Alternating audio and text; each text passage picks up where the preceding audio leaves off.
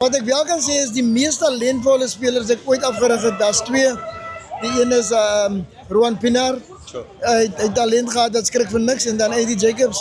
Jy verstaan, die twee mannetjies en kan jy op enige dag, enige plek neergesit het.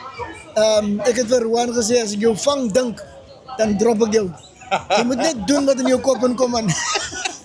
So ja, daar is die twee mees begaafde Maar hy kan spelers. oral gespeel het, né? Daar is die twee mees begaafde spelers wat ek afgerig het, ja. Jo, en Vandag Sasha is doen. vandag het ons vir Sasha.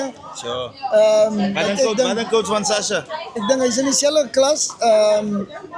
Al wat vir my net van belang is met hom is dat hy moet so klein bietjie moet hy beheer word.